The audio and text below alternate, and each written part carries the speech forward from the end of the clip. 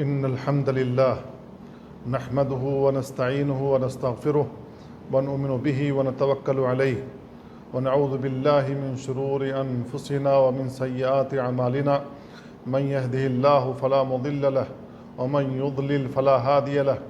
وأشهد أن لا إله إلا الله وحده لا شريك له وأشهد أن محمدا عبده ورسوله أما بعد فأوصيكم ونفسي بتقوى الله عز وجل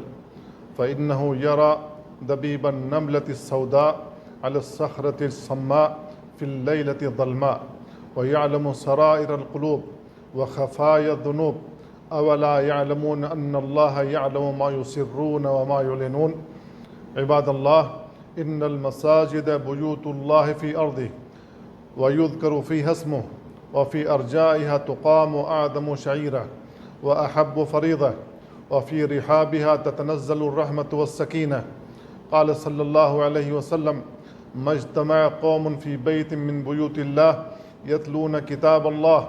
ويتدارسونه بينهم إلا نزلت عليهم السكينة وغشيتهم الرحمة وحفتهم الملائكة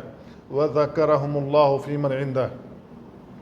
والمساجد أحب البقاء إلى الله والمساجد أحب البقاء إلى الله لأنها محل الطاعات ونزول الرحمات وحلول البركات قال صلى الله عليه وسلم أحب البلاد إلى الله مساجدها ومن السبعة الذين يظلهم الله في ظل يوم القيامة رجل قلبه معلق بالمساجد لأنه لما آثر طاعة الله وآوى إلى بيته أظله الله في بيته قال ابن عثيمين رحمه الله رجل قلبه معلق بالمساجد يعني أنه يألف الصلاة ويحبها وقلبه معلق بها كلما فرغ من صلاة تطلع للصلاة الأخرى وهذا يدل على قوة صلته بالله تعالى ومن أسباب تكفير السيئات إسباغ الوضوء في الكريهات ونقل الأقدام إلى الجماعات والجلوس في المساجد بعد الصلوات قال صلى الله عليه وسلم ألا أدلكم على ما يمحو الله به الخطايا ويرفع الدرجات قالوا بلى يا رسول الله قال إسباغ الوضوء على المكاره وكثرة الخطى إلى المساجد وانتظار الصلاة بعد الصلاة فذلكم الرباط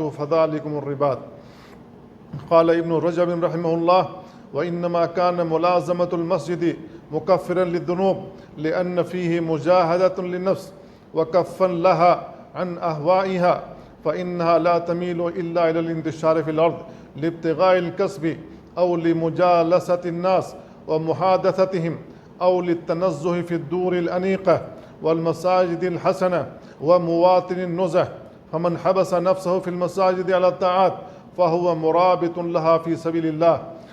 مخالف لهواها وذلك من أفضل أنواع الصبر والجهاد والمساجد هي مصانع الرجال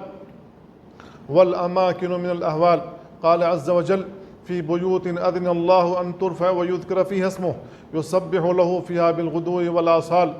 رجال لا تلهيهم تجارة ولا بيع عن ذكر الله وإقام الصلاة وإيتاء الزكاة يخافون يوما تتقلب فيه القلوب والأبصار والعناية بالمساجد وعمارتها حسيا ومعنويا من صفات المهتدين قال تعالى إنما يعمر مساجد الله من آمن بالله واليوم الآخر وأقام الصلاة وآتى الزكاة ولم يخش إلا الله فعسى أولئك أن يكونوا من المهتدين وقال صلى الله عليه وسلم من بنى مسجدا لله كمفحص قطاه أو أصغر بنى الله له بيتا في الجنة القطاة نوع من الحمام ومفحص القطاه هو الموضع الذي تبيض فيه قال القسطلاني رحمه الله وخص القطاة بهذا لأنها لا تبيض على شجرة بل تجعل بيضها على الأرض دون سائر الطير فلذلك شبه به المسجد ولأنها توصف بالصدق فكأنه أشار بذلك إلى الإخلاص في بنائه ومن العناية بالمساجد صيانتها عما يدنسها من النجاسة الحسية والمعنوية ومن النجاسة المعنوية الشرك بالله قال تعالى وأن المساجد لله فلا تدعوا مع الله أحدا فلا يجوز وضع القبر في المسجد أو بناء المسجد على القبر حماية للتوحيد وحذرا من الشرك والتنديد. قال عز وجل: إن تدعوهم لا يسمعوا دعاءكم ولو سمعوا ما استجابوا لكم ويوم القيامة يكفرون بشرككم. قال صلى الله عليه وسلم: ألا وإن من كان قبلكم كانوا يتخذون قبور أنبيائهم وصالحهم مساجد، ألا فلا تتخذوا القبور مساجد إني أنهاكم عن ذلك. ومن النجاسة الحسية التي ينبغي صيانة المسجد عنها كل ما يؤذي المصلين من منظر أو رائحة. قال صلى الله عليه وسلم: من أكل البصل والثوم والكراث فلا يقربن مسجدنا فإن الملائكة تتأذى مما يتأذى منه بنو آدم. وينبغي أخذ الزينة عند الذهاب إلى المسجد ولبس أحسن الثياب وأجملها وأنظفها، فإن الله أحق من تزين له. قال عز وجل: يا بني آدم خذوا زينتكم عند كل مسجد. وهنيئا لمن ساهم في تطهير المساجد ونظافتها. قال صلى الله عليه وسلم: عرضت علي أجور أمتي حتى القذاة يخرجها الرجل من المسجد. وعن أبي هريرة رضي الله عنه أن امرأة سوداء كانت تقم المسجد فماتت، ففقدها النبي صلى الله عليه وسلم فسأل عنها بعد أيام فقيل له إنها ماتت، فقال: هلا كنتم آذنتموني، فأتى قبرها فصلى عليها.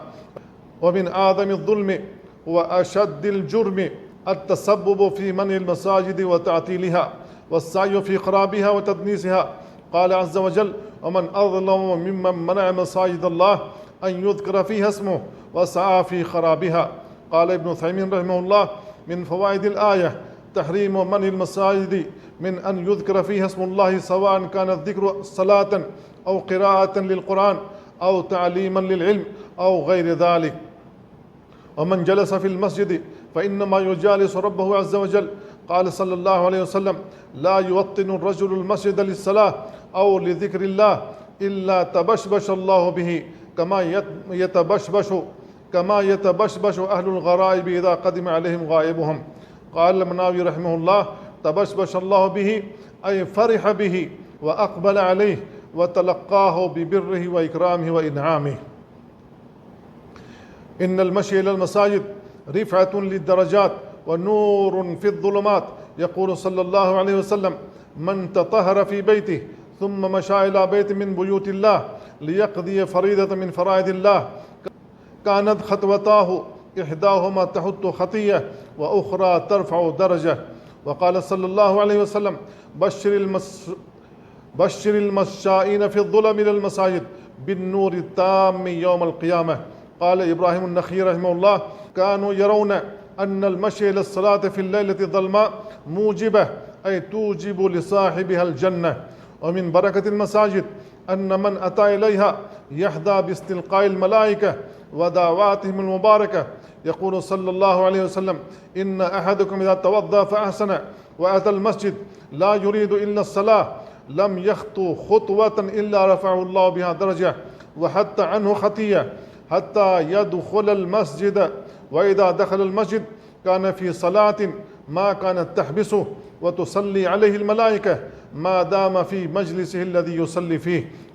اللهم اغفر له، اللهم ارحمه. ومن أراد ضيافة الله فليتوجه إلى المساجد. قال صلى الله عليه وسلم: من غدا إلى المسجد أو راه أعد الله له في الجنة نزلا كلما غدا أو راه. قال ابن عثيمين رحمه الله: الغدوة أول النهار والرواه آخر النهار، والنزل ما يقدم للضيف على وجه الإكرام، أي أن الله تعالى يعد لهذا الرجل الذي ذهب إلى المسجد صباحا أو مساء يعد له في الجنة نزلا إكراما له. ففي الحديث إثبات هذا الجزاء العظيم على مثل هذه الأعمال اليسيرة. اللهم أعز الإسلام والمسلمين وأذل الشرك والمشركين، وارض اللهم عن الخلفاء الراشدين المهديين أبي بكر وعمر وعثمان وعلي، وعن بقية الصحابة أجمعين ومن تبعهم بإحسان إلى يوم الدين. اللهم فرج هم المهمومين ونفس كرب المكروبين واقض الدين عن المدينين. اللهم آمنا في أوطاننا وأصلح أئمتنا وولاة أمورنا، ووفق ولي أمرنا وولي عهده لما تحب وترضى، وخذ بناصيتهما للبر والتقوى. عباد الله، إن الله يأمر بالعدل والإحسان وإيتاء ذي القربى وينهى عن الفحشاء والمنكر والبغي يعظكم لعلكم تذكرون فاذكروا الله العظيم الجليل يذكركم واشكروه على نعمه يزدكم ولذكر الله أكبر والله يعلم ما تصنعون.